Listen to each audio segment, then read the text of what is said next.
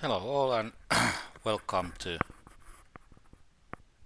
Octave with Spice, and this is the last section of these notes where we just first consider a little bit about LPs and IPs and MILPs. So this is connected to these var type input variable GLPK, so the C's that we already always had. And then there is a final remark where we kind of look at further or try to explain all the intricacies of the GLPK for later use. And okay, so let's start. So remark 4.12. So this is the LP versus IP versus MILP. So what has this to do of what we have done? So the optimal solution 4.8, let's look at here, go back. So the 4.8 was this solution of the more deep bakery we had last lecture.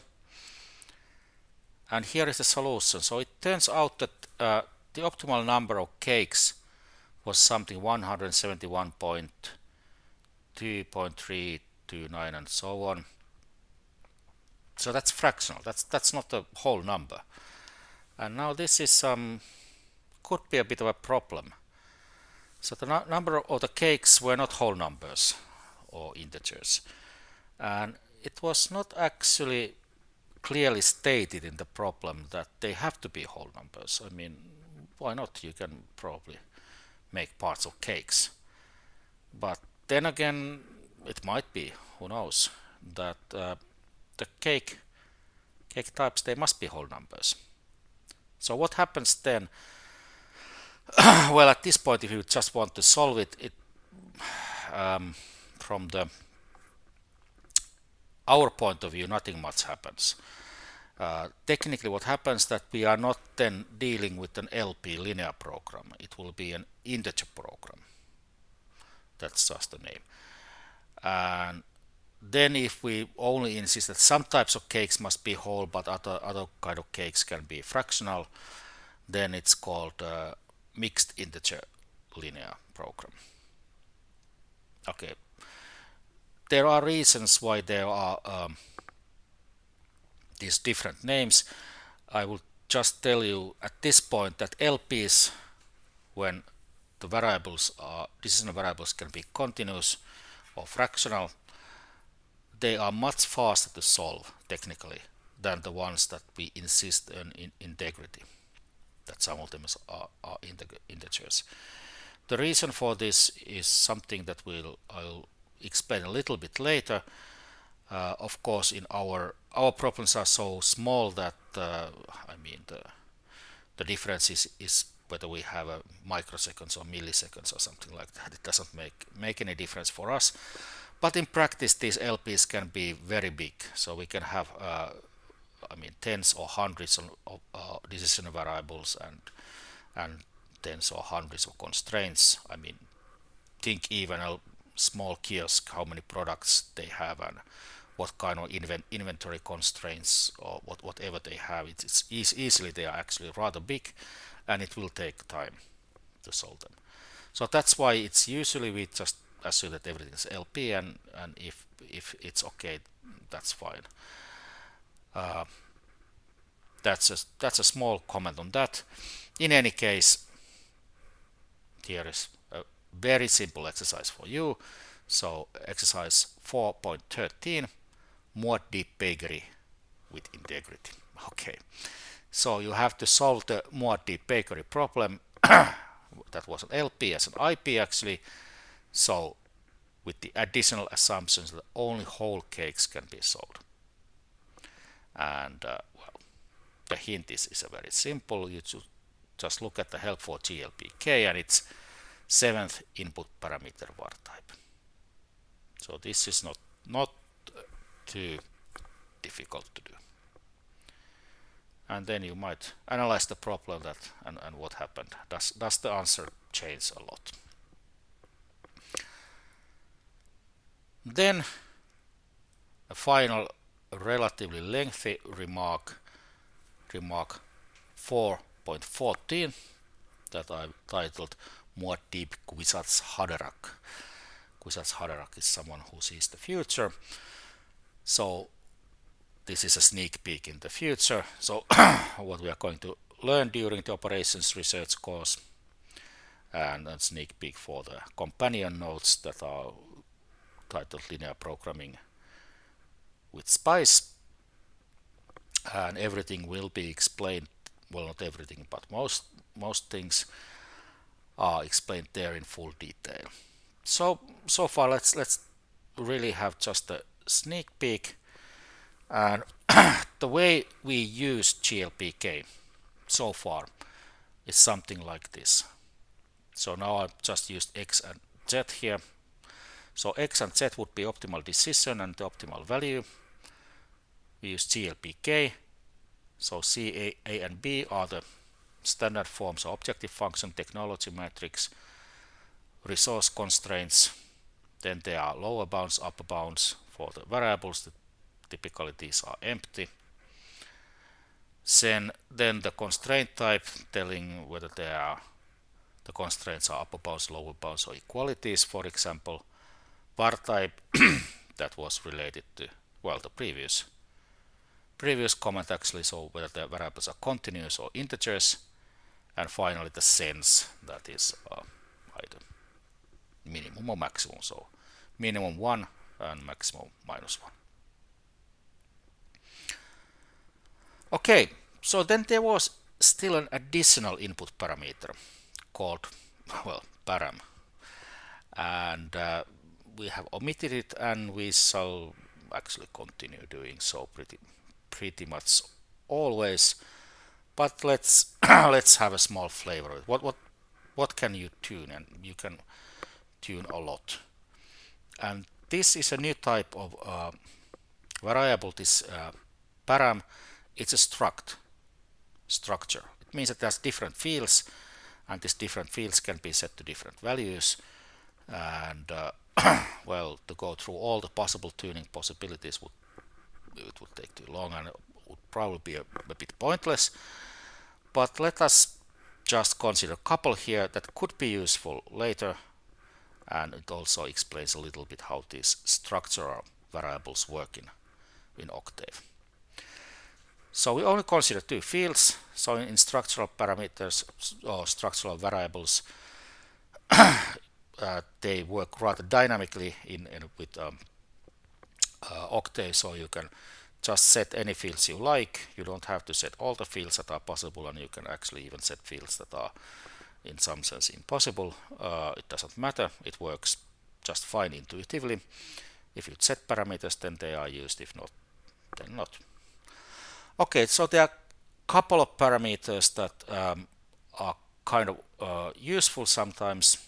So MSGLev, this is a parameter or field that says message level. It controls how much GLPK will tell us what is going on when it runs its magic. So value 0, well, this means blissful quietness, so that this basically means that the GLPK will just be quiet. It doesn't tell us anything. And value 3 means annoying babbling, so it's going to tell us lots of stuff that we probably don't care to know about. And I don't remember what the default value there is, probably 1. So it tells only errors basically. Then, I mean, if something goes wrong, this is obviously you want to have more messages, I suppose. Then there is another, it is a presolve. This means a presolver.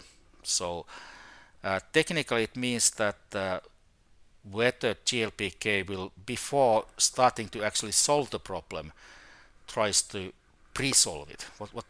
What on earth does this mean? Well, this is the same thing that if you want to solve any problem yourself, think about a mathematical problem, for example, it's a good idea to first try some easy tricks. Can you figure it out, the solution somehow easily, or do you have to use the full tedious algorithm? Yeah, sometimes there are shortcuts. I mean, you can solve the problem or make the problem easier somehow. And this is the idea of the pre-solver. And this is precisely what the GLPK will do. It will first try can figure out something easier or dirty cheap tricks, or somehow make the problem easier. And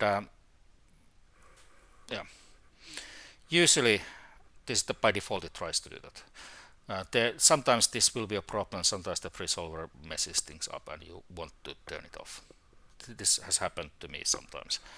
So that's why I chose this field to be explained here also. All right. Okay, so let us use these tuning parameters. So let us call the tuning parameters as again it was called param in the help. We can call it anything. Let's just call it P for short.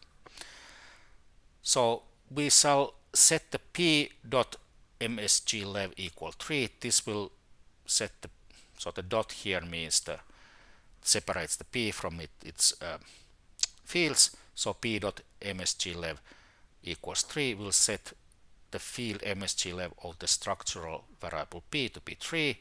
This means annoying babbling. And we will also use p.presol equals 0, meaning that do not use presolver. Okay. So now we are asking for now we are using all the input parameters. So we are using the tuning parameter also, but we only tune two things there. We tune the level of babbling and we turn off the presolver. Okay, there are many other fields there also, but let's not care about them at the moment. Now there were also two additional output parameters. So there was this erno, error number, and extra. So I will just call them E and extra with teenage spelling. Okay. So I will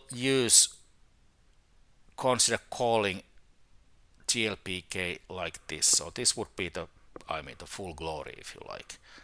So I ask all the output parameters and I use all the input parameters. Okay. And now actually what is interesting here is that, well, the E is just an error number. It tells us if something went wrong or not. That's usually not very interesting to us, except in the case that something might go wrong and then we have to figure out what. So it's at least if it's a critical thing, it's good to check this output parameter E that GLPK assures us that nothing went wrong. Extra, on the other hand, this is a very interesting output parameter. It's also a struct type. So it's a structure and it has different fields. And actually let us list all the fields it has. So it has a field called lambda. And these lambdas are so-called dual variables. And they are also called shadow prices. And they are also called marginal prices. And we will discuss about those a lot later. Then there is a field called red costs. These are called reduced costs or opportunity costs. So we will discuss these also later. Then there is time, which is kind of obvious. So it tells us the time, how long it took to calculate the solution. In our problems, usually this will be 0 because it's so fast that it didn't even start a clock basically. And then there is a very funny thing. There's a status. It's a status of a solution, which is kind of, I think this is a rather funny field, seems redundant because the return value E also gives the error number. So this is status and E are very closely related. Okay. So in any case, let's try to use this as a full power, and let's have our dear old Mod Deep's bakery, and let's ask everything. Let's use this kind of full glory LPGK if you like for this. So again, you can download the Mod Deep K8 like Kuisat's Haderach here. So save it and then move it to the correct place. Let me do this again. So here it's my down directory, and here it is this mod deep underscore kh. So I should move this to, okay, I have here is a spicy OR like this way. I can move it like this, and since I have it there already, it asks me whether to replace it or skip. Let me just, yeah, skip it. You should maybe not skip it, but instead have it there. Okay, and let's then start Octave, and again go to the correct directory, whatever your working directory for this course is. For me it is this spicy OR. I chose there, and okay, mod deep underscore kh. Let's just try that it is there and see if it works. Okay, it worked, and it gave lots and lots of information. So let me just very quickly, let's look at the code here, and there is not much to be gone through here, since this is very similar to the mod deep problem that we solved. Okay, here is this remark 4.14 now from Octave with Spice. So what's different here? The data section is the same as previous. It's the same problem. C, A, and B are the same. And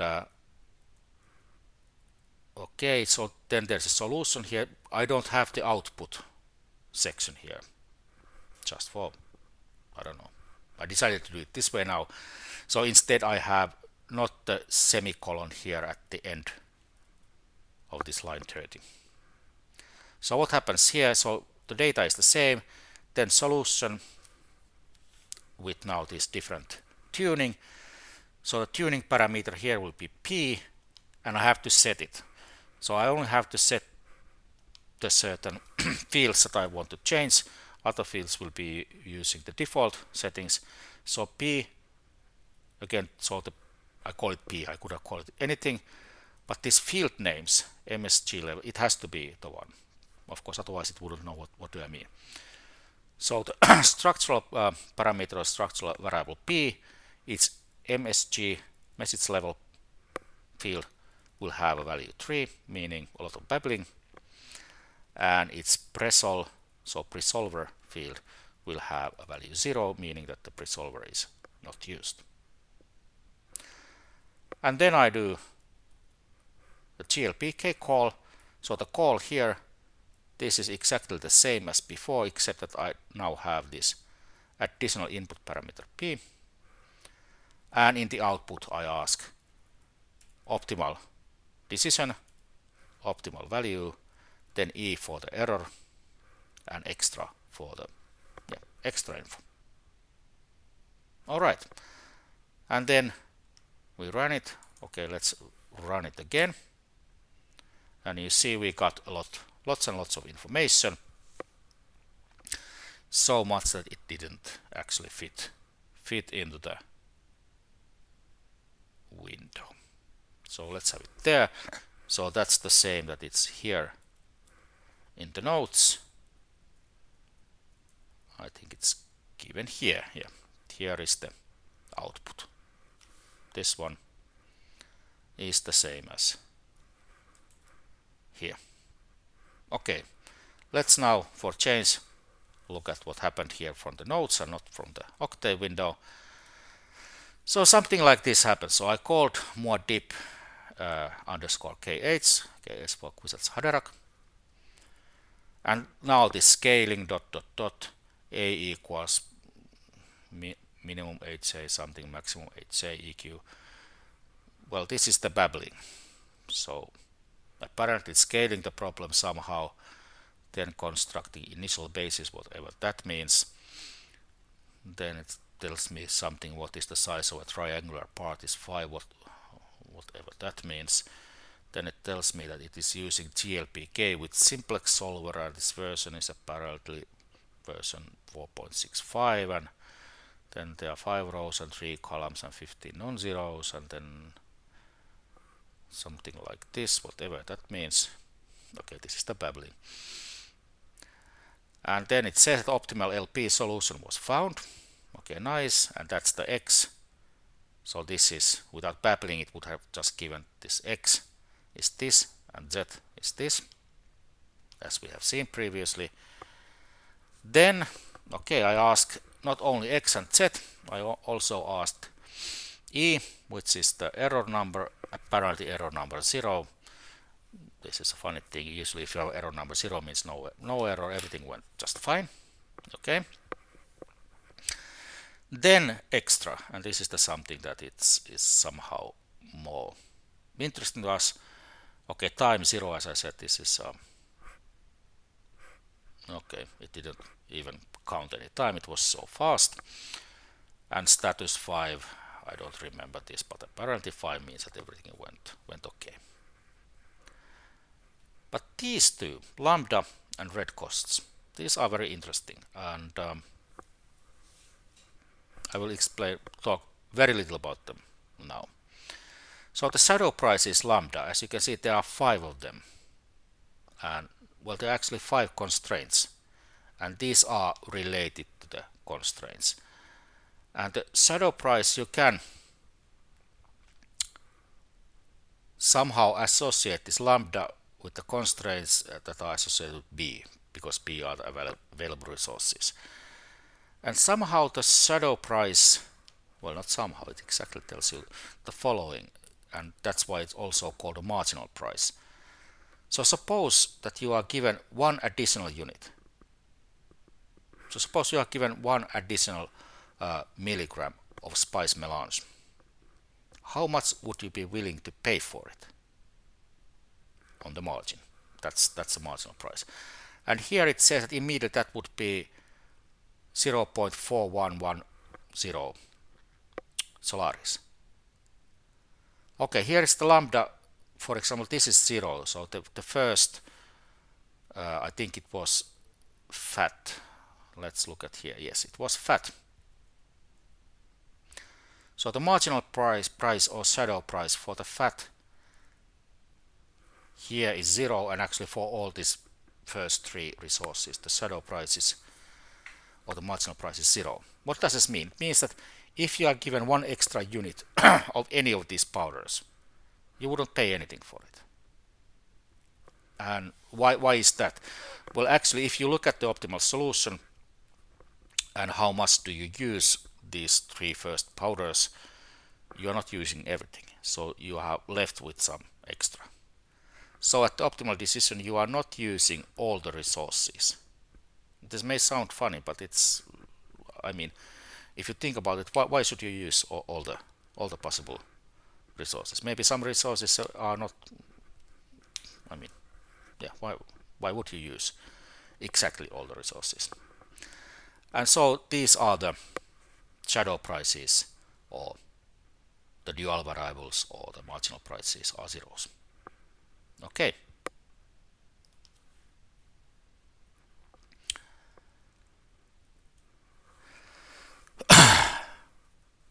Finally, the reduced costs. So the shadow prices somehow are related to the B. So in a similar way, the reduced costs, so U extra dot red costs, are related to the C. So that's the decision variables. And this somehow, again, not somehow, it exactly tells you that if the shadow price is zero, the reduced cost is zero, it somehow it means that you are actually producing that cake in this case. So what? Let's look at the shadow prices here. We have two zeros. Zeros for Corino cakes. Sorry, first one was Atreides, zero for Atreides and zero for Corino. This is the kind of complementary thing here that we are producing both of them. But Harkonnen we are not producing, so it has a negative at this point. Whether this sign is negative or positive kind of depends on interpretational system, so don't worry too much about the sign. 1.3699 reduced cost means that in some sense, since we are not producing Harkonnen cakes, it means that we are not getting enough Solaris for them. So we would be selling them too cheap. Well, actually we are not producing them. We don't get enough revenue from them. So what does it mean? We have to increase their price. So now the question is, how much do we have to increase their price so that it makes sense for us to bake them? Of course, assuming that we can sell them. So assuming that the demand is still there. And yeah, this tells us that if we increase the price by 1.3699 Solari, that's the kind of breaking point. If we increase more than that, then it makes sense to produce them. If less, then no. So that's the story, basically what I have given here. And yeah, these reduced costs and marginal costs are of course related to the sensitivity analysis of which we will discuss later, of LPs, meaning what happens if things change, which is of course an important thing to consider because things always do change.